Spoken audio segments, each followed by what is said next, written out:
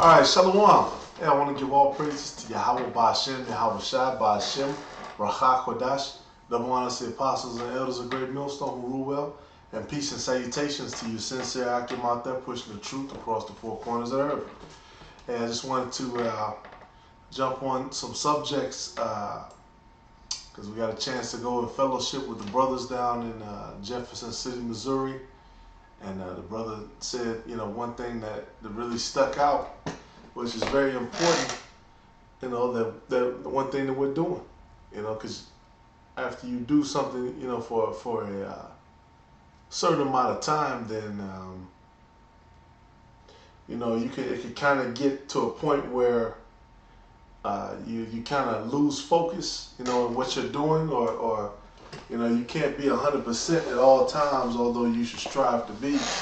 But basically, what we're doing, with the being given the word, okay, being given elders of Israel over us, being given certain orders under the banner of Great Millstone, and what we're doing is we're building that spiritual ark.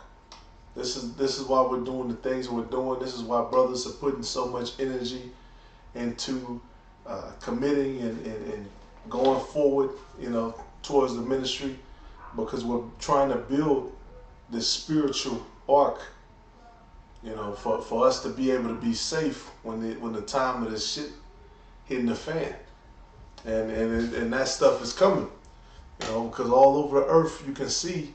You got uproars of the people, you got all kind of videos of different countries, lashing out against their governments. And their governments, all they did was they drank the wine of Babylon. They picked up the philosophies and the politics of America. They brought it to their nation, and they brought it to their people so they could make a certain amount of money, and they could compete with America in the global market, and it's not working. All right, because they don't have the blessing, for them to be, the son of perdition. They don't have the blessing to be Esau. But Esau does though. All right, the so-called white man, he does.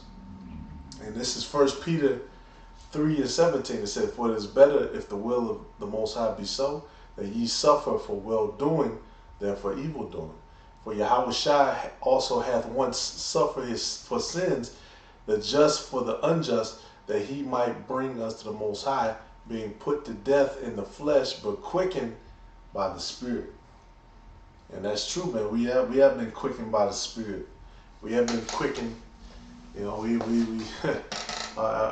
we understand things at a whole new level now.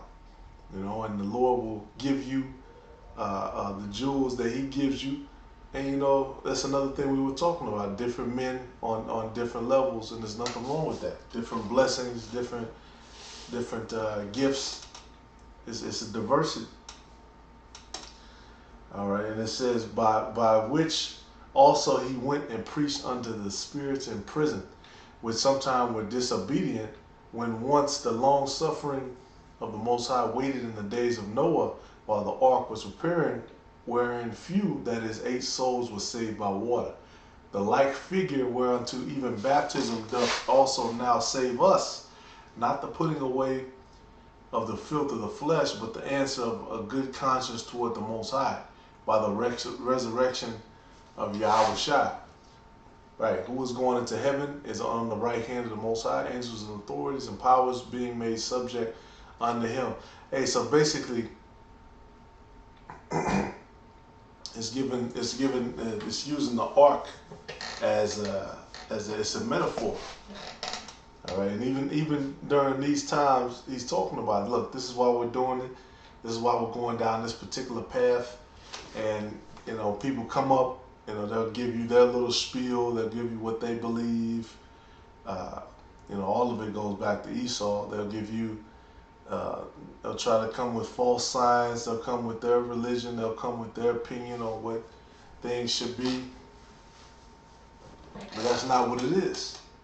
And going back to that ark, so it's a quick article I found, because I found another article too. It was talking about basically the ratio of the ark it was used in the early design of naval ships.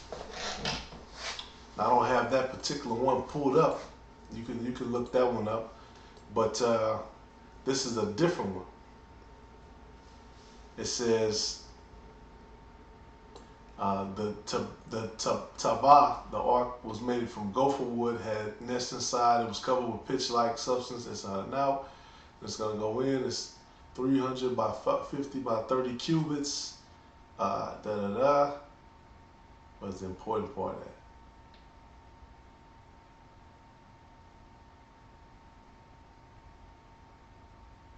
Okay, here we go.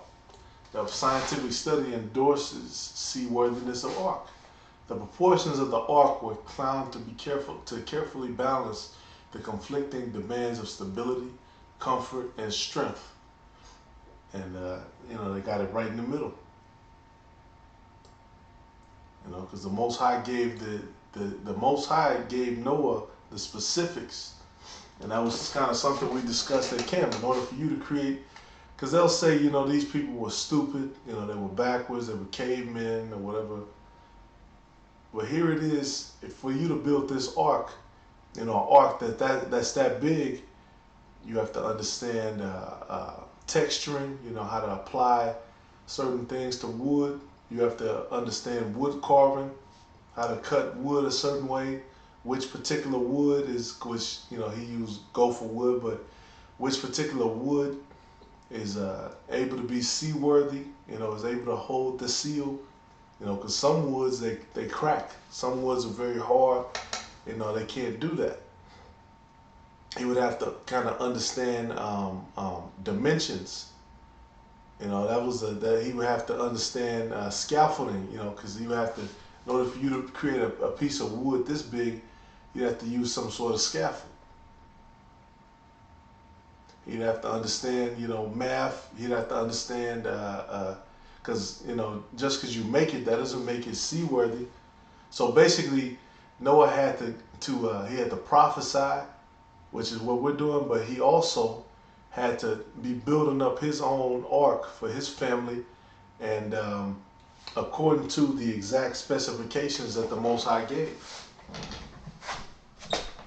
All right, and this is more on this. It says Noah's Ark was the focus of a major 1993 scientific study headed by Dr. Sion Hong at the World-Class Ship Research Center, CRISO, based in Daejeon, South Korea. Dr. Hong's team compared 12 hulls of different proportions to discover which design was most practical. No hull shape was found to significantly outperform the 4,300-old biblical design. In fact, the ark's careful balance is easily lost if the proportions are modified, rendering the vessel either unstable, prone to fracture, or dangerously uncomfortable. The research team found that the proportions of Noah's Ark carefully balanced the conflicting demands of stability, comfort, and strength. In fact, the Ark has the same proportions as a modern cargo ship, exactly. And I live right by the Mississippi River. You pretty much see little cargo ships kind of like this floating down all the time. Matter of fact, I'll show you just for edification. Kind of. And excuse me, I mistook it for a barge, Salakia. But yeah, these are cargo ships, which, this is basically how they do most international shipments. When they bring cars over, when they bring, a whole bunch of stuff over from China, this is how it's getting shipped. This is how Esau does international business. And the keys of this are what? Him copying the Most High. And this man studies, Esau tell you they study the Torah or whatever, but yeah, they study the book, they study the teachings, they study whether it's true or false. They've had a chance to apply it, and as you can see, it's pretty effective. They're able to do, like I said, international business based on the things that the Most High gave unto men. Unto Noah. And if Noah, when he came back, he would have came back as an Israelite eventually, because he was righteous. He was a righteous servant of the Most High. And and one thing about it that I like about this article, it talks about the ark balancing stability, comfort, and strength. You know, and that's something that I've seen a lot of lessons on, and a lot of things that brothers have been fighting to work on. You know, in this ministry, are you working to balance your comfort level versus your strength? You know, your mental fortitude. Hell, even you know your physical fortitude, because you got to kind of keep your body up so you can do the work and have a certain level of strength. The scriptures talks about the flower of I believe it's the term is the flower of your youth, and then also balancing that with stability. Are you stable? Are you emotionally stable? Are you mentally stable? You know, are your finances stable? Is your living condition stable? That's all part of the ark. And if Noah, what they said was if he would have changed the dimensions, if he would have made it taller, if he would have made it longer, whatever, it wouldn't have been able to float. It would not have been able to float. It would have crashed out when the rest of the world was flooded. It said the study also confirmed, and that's exactly what's going to happen to a lot of Israelites who they don't embrace the dimensions that the Most High has given us to build our ark. You know, because the scriptures clearly talk about, you know, what we're supposed to be doing. This is Luke 17. Let me see. I'll start at.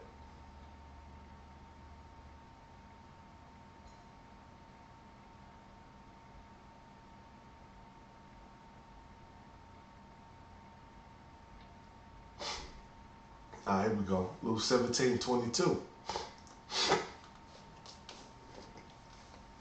And he said unto the disciples, the day will come when ye shall desire to see one of the days of the Son of Man, and ye shall not see it. Like people say, well, shit, when is he going to come back? When is he going to save us? What year? What day? And they shall say to you, see here or see there. Go not after them, nor follow them. For as the lightning that lightningeth out of one part under heaven, shineth unto the other part of under heaven, so shall also the Son of Man be in his day. But first must he suffer many things and be rejected of this generation. And this generation, man, this one coming out is the lowest of the low. You know, despite me and the older Jake, we were talking about this. I said, well, you know, my generation was supposed to be smarter than yours because we have access to technology, information. You know, Esau can't be as open about his racism. You know, if you're, you know, on point, it's a lot of opportunities for you to, you know, advance up, so to speak. You know, because how do I want to say it? The blueprints for how he runs his kingdom has been laid at this point. You know, now we're getting to a point where, you know, things are kind of falling off. And he said, basically, your generation hasn't done anything to surpass mine. And he was right. I agree with him. I agree. And as it was in the days of Noah, so shall it be in the days of the Son of Man. They did eat, they drank, they married wives. They were given in marriage unto the day that Noah entered into the ark, and the flood came and destroyed them all. And that's facts. This stuff is becoming indulgence is becoming popular. All right, people busting into Popeyes, fighting the employees, and drinking. People want to eat, drink. They want to smoke. They want to relax. You know, eating and drinking. That's like euphoria. That's what people are into, euphoria. They marry wives. That's another thing. That's over sexualization. You know, girls are starting young. I'm starting to see like the old folks say, babies with babies. The youth is over sexualized because once again they can just go online and everything's a click away. Until that day, And that's the day that we're waiting on. That's exactly what's going on now. Things are building up.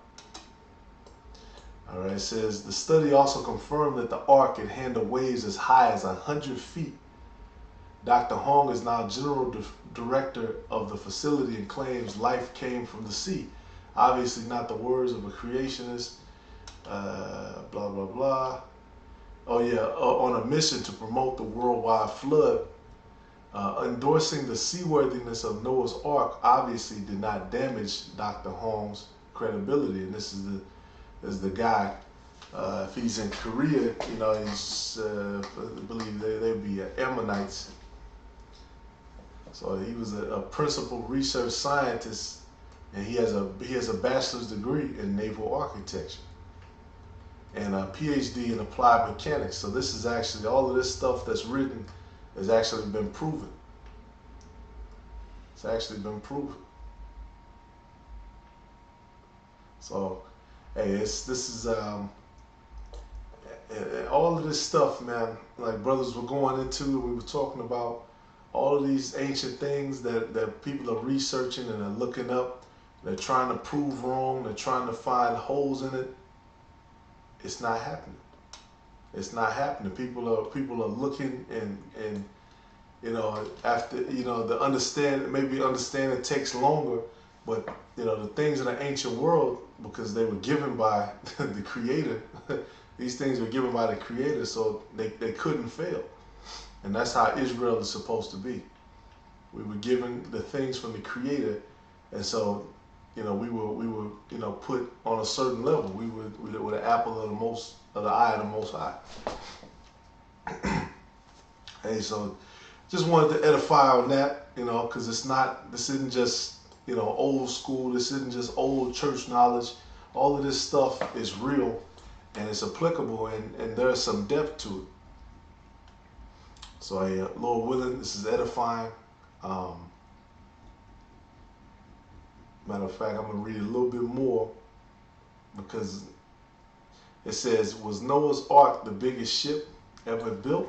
Few wooden ships have ever come close to the size of Noah's Ark. One possible challenge comes from the Chinese treasure ships of Yonghai in the 1400s. An older contender is the ancient Greek trireme Tessaractanteres.